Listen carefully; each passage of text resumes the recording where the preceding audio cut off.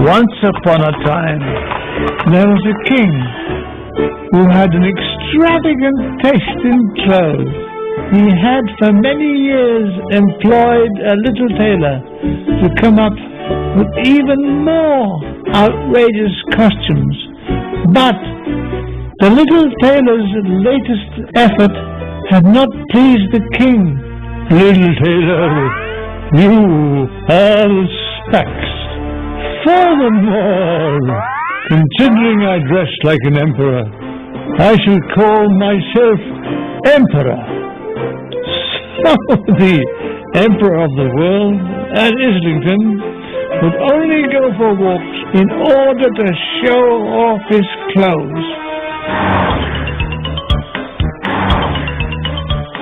One day, two dodgy characters came to the town and put it around that the clock they made was the most magnificent in the world. Not only was it colorful, they said, but magic as well. Clothes made from it were invisible to stupid people. They had tested the theory out on the giants with spectacular results. Fee, fi, fo, bum. The emperor was very curious and excited by the claims of the swindlers and invited them to the palace. "I should like a suit of such cloth. That way I'll find out who in my cabinet is stupid and who is wise." To emphasize how stupid he was, he gave the wolf and fox a huge bag of gold each as an advance on royalties, and a room in the palace to set up their looms. "Oh, now listen, Dean. We need some fine silks." "Oh, and some gold thread. You can't make a silk voice out of a sow's ear." "Of course," said the emperor, impatient for the rogues to get on with their work.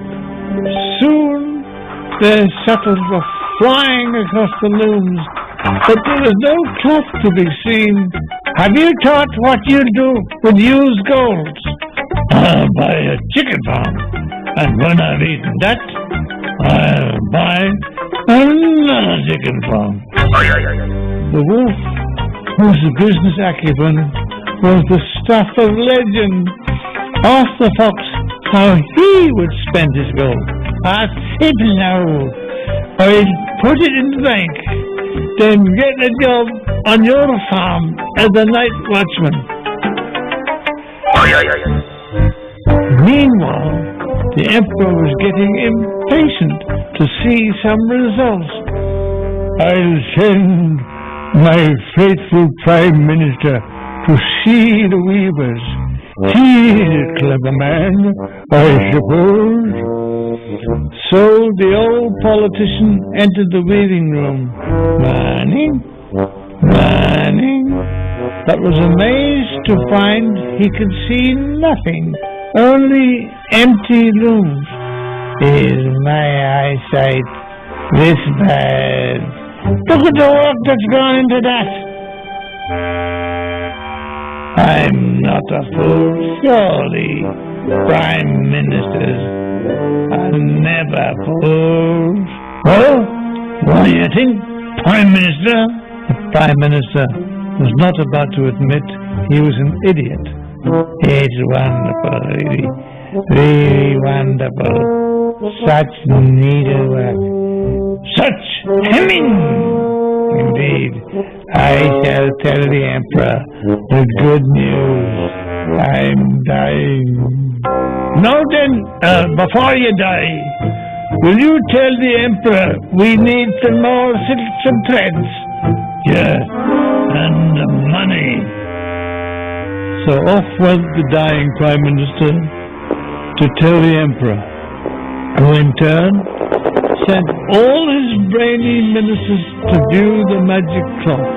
Even the Minister for Education, who was supposed to be the cleverest of the lot, told the emperor what he wanted to hear. that the invisible cloth was the finest in the world. It was what is known in the cabinet as collective responsibility. Finally, the emperor himself decided to view the cloth. Together with his entourage, he entered the weaving room. The wolf and the fox had rehearsed their sales pitch. "Observe how light this cloth is," said the wolf, holding up an imaginary pair of trousers. Yes, I suppose, yes. "And look at this then, the cut of the jacket. Isn't it great altogether, said the fox, apparently holding his jacket. "Oh, yes, it's really magnificent," said the emperor, determined not to seem a fool in front of everybody. "Do you want them wrapped up?" No. I'll put them on at once and parade them before the whole of Islington." And flinging off his old clothes, he pulled on his invisible trousers and jacket, admiring himself in front of the mirror. Everybody clapped and cheered the emperor. "What beautiful clothes! Such lovely colors! Such weaving!